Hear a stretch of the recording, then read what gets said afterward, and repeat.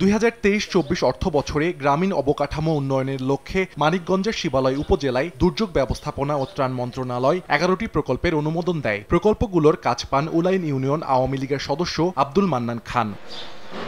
অভিযোগ উঠেছে আব্দুল মান্নান খান সবগুলো প্রকল্পের টাকা আত্মসাৎ করেছেন। এলাকাবাসী জানান, কোদালিয়া মসজিদে 50,000 টাকা অনুদান, খানপুর মসজিদে 50,000 টাকা অনুদান, রূপসা মসজিদে 50,000 টাকা অনুদান, কোদালিয়া ঈদগাহ মাঠে 1 লাখ টাকা অনুদান, শালজানা একির বাড়ি থেকে দুলাল ভৌমিকের বাড়ি পর্যন্ত সড়ক সহ কয়েকটি রাস্তা মেরামতে অর্থ ব্যয় করেননি তিনি। বিষয়টি নিয়ে জেলা প্রশাসক বরাবর লিখিত অভিযোগও করেছেন স্থানীয়দের একাংশ। রাস্তার কাজের জন্য 2 লক্ষ টাকা অনুদান পাইছিল, কিন্তু 2 লক্ষ টাকার কাজ হয় নাই। সে টাকাটা আত্মসাৎ করছে। চাচ্ছি এর সুষ্ঠু তদন্ত হোক এবং বিচার হোক। তবে স্থানীয়দের আরেক অংশের দাবি, যেসব প্রকল্পের দায়িত্ব আব্দুল মান্নান পেয়েছেন তা সবই শেষ করেছেন। আর অভিযোগ অস্বীকার করে বিষয়টি ভিত্তিহীন দাবি অভিযুক্তের। নগদের কাছে সব গ্রাহকই প্রিয়, তাই তো সারা দেশে ক্যাশ আউট চার্জ সবচেয়ে কম।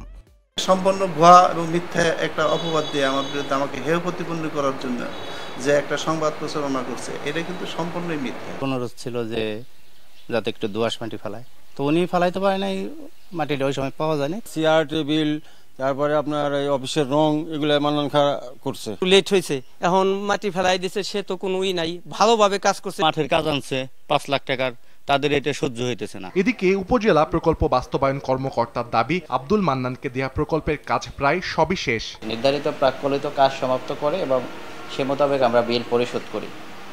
বর্তমান চলমান যে প্রকল্পটি এই অর্থ বছরে রয়েছে, রূপসা ওয়াহেদ আলী উচ্চ বিদ্যালয়, এটির 50% বিল পরিশোধ করা হয়েছে। অর্থ বছরের শেষ সময়ের বরাদ্দের কিছু কাজ চলমান আছে, আশা করি এগুলো দ্রুত শেষ হয়ে যাবে। অভিযোগপত্রে 11টি প্রকল্পের 18.5 লাখ টাকা অর্থ আত্মসাতের অভিযোগ করা হয়। সময় সংবাদ, মানিকগঞ্জ।